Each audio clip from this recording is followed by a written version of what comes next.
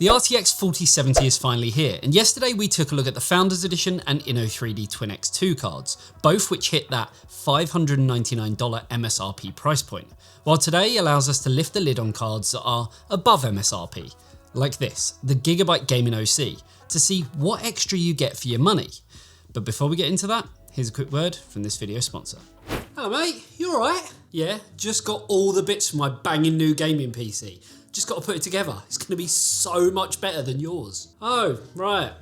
What did you get then? The latest Intel 12th Gen processor, a feature-packed motherboard, and 32 gig of DDR4 memory. See? Miles ahead of yours. You realise that board needs DDR5 memory, don't you? Don't tell me you went and bought the wrong stuff. DDR4 is so 2014. I can't believe you was that stupid. What? No, you're joking.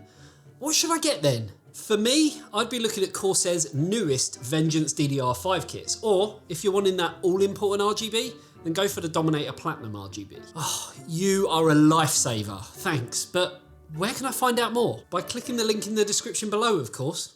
And you call me the stupid one. So let me start by saying that the 4070 offers up good performance and, more importantly, good value for money. You're always going to be expected to pay a premium for the newest card on the block, and in turn getting the newest technology and architecture.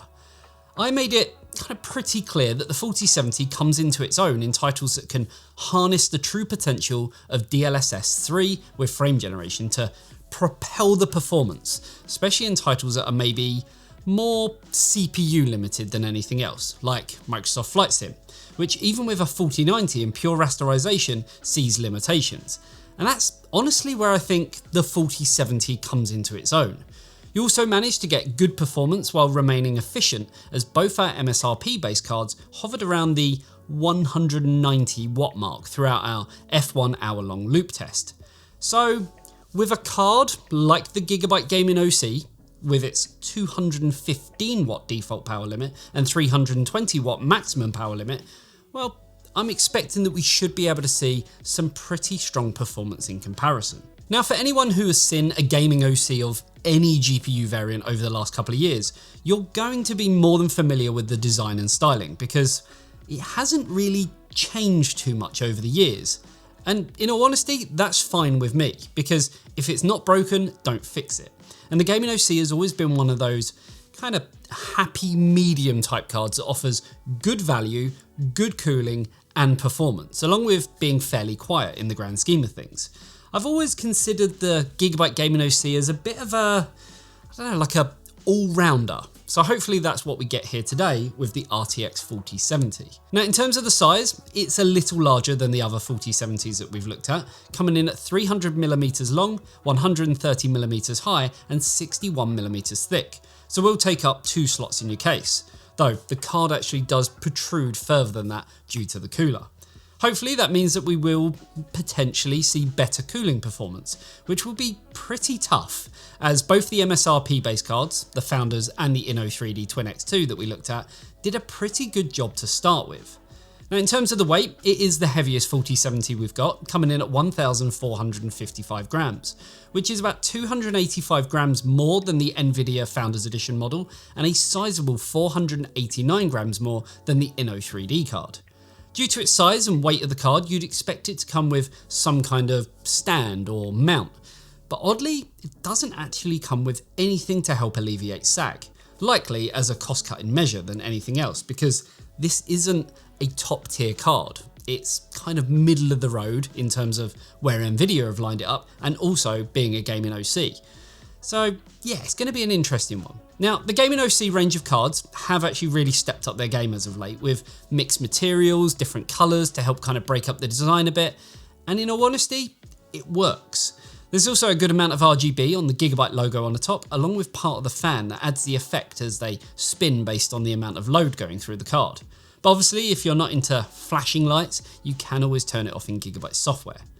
Now, compared to the 4070 Ti, the fans are ever so slightly smaller, around 90mm each, and the outer 2 spin in the opposite direction to the middle fan to reduce turbulence, something that we've seen on pretty much every graphics card for the last couple of years. There's also a BIOS switch to change between the pre-overclocked BIOS and the stock BIOS with lower clocks, which is especially handy if you're troubleshooting any issues you face with overclocking or BIOS flashing.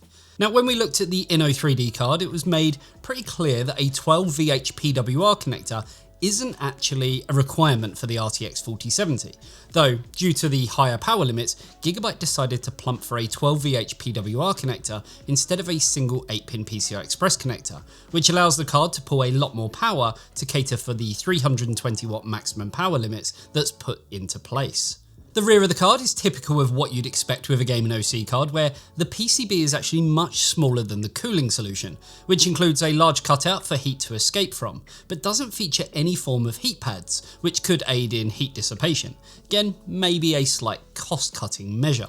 Now, for the I/O, it will take up 2 physical slots inside your case and includes a single HDMI port along with 3 DisplayPort connectors, as well as having some ventilation to assist in cooling.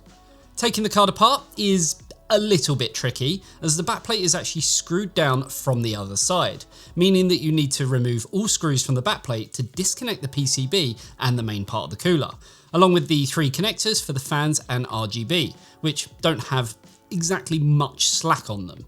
Now, once removed, the backplate can then be unscrewed from the main side and removed completely. Taking a look at the PCB, and due to how efficient the GPU core is, it's on the much smaller side compared to other 40 series cards, and includes the same 6 phases for the GPU, but this time 3 phases for the memory. There's also the relevant connectors for the fans and the RGB, and is a pretty well thought out design overall. So how well does it compare against other 4070 cards we've tested?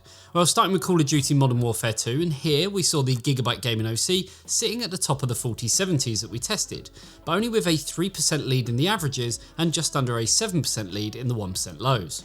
Cyberpunk 2077 saw identical results for all 3 cards, with the only difference coming by way of the 1% lows, where the Gigabyte card saw an uplift of 6% when compared to the Nvidia FE card, but in the grand scheme of things, this only equates to 2 frames per second. Death Stranding saw some interesting results, as the Nvidia card actually came out on top by 3% when compared to the Gigabyte Gaming OC card, which came in with identical results to the Inno3D card, but did manage to squeeze another 1 FPS in the 1% lows, but nothing that you'd notice anyway. Then lastly, in Watch Dogs Legion, the Gigabyte card takes its top spot again by just under 2% when compared to the Inno card, and 3% when compared to the Nvidia FE model, and again showed slightly stronger 1% lows, but is something that could be deemed as margin of error. So performance was where I expected it to be, slightly higher but nothing of real significance, but that's just how GPUs behave these days. They are so close in performance that the only varying factor really comes down to the cooler and the performance that gives us. To measure this, we put the card under a 1-hour prolonged loop in F122 at 4K, and it's here where we found the GPU temperature coming in at 58 degrees, a cool 7 degrees lower than the Founders card, while the hotspot also came in 9 degrees lower than the Founders at 70 degrees, and the memory a whopping 22 degrees lower at a very comfortable 54 degrees. All of this was achieved with the fans ramping up to 1621 RPM and using slightly more power than the reference card at 202 watts. So it's pretty clear to see that the Gaming OC cooler does an amazing job at keeping temperatures under control, and the fans didn't go crazy either. So there really is no trade-off for those amazingly cool temperatures. In theory, this should give us some room for overclocking, which is where we found that we could raise the power limit to 148%, along with the core clock by 160 MHz and the memory clock by 600 MHz, resulting in a boost clock of 2725 MHz and a memory clock of 1388 MHz, or 22.2 gigabit per second effective. What this meant for cooling performance is that during another F122 1-hour loop, we didn't really see much of a change. The GPU, hotspot and memory all stayed at the same temperatures, with kind of the only real changes coming by the way of the fan speed, which increased by 2 RPM to 1623, and the power increased slightly from 202 watts up to 205 watts. What this means for performance is where we find ourselves booting up Call of Duty again, and seeing that the overclock helped gain a 4% performance boost, now putting it above the RTX 3080 10GB. In Cyberpunk, we saw a much smaller 2% increase in performance over the stock results, which further pushes it ahead of the FE and Inno3D cards, and closer to that of the 6800 XT, though does command a slightly higher 1% low.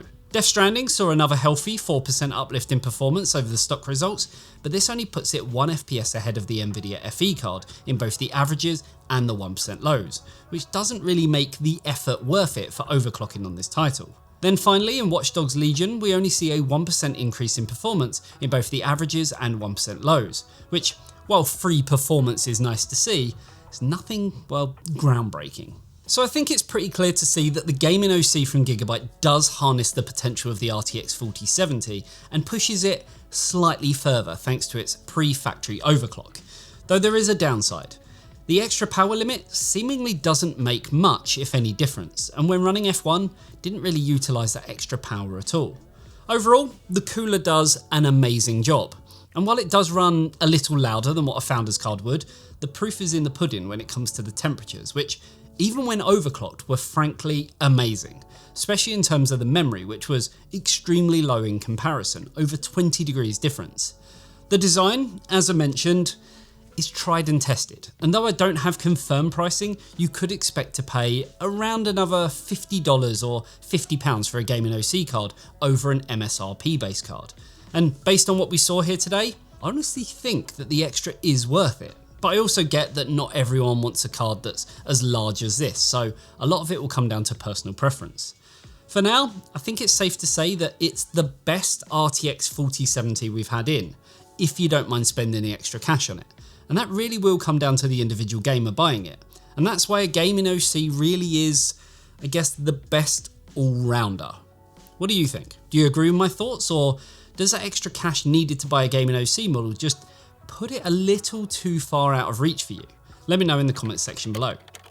So that about wraps up this video. Hopefully you enjoyed it. If you did, then a like and a sub to the channel would be amazing. And if you love what we do, then consider supporting us over on Patreon, where you'll get access to a whole ton of goodies, including exclusive behind the scenes content, monthly live streams, a special super secret area on Discord, and so much more. The link for all that good stuff is down below.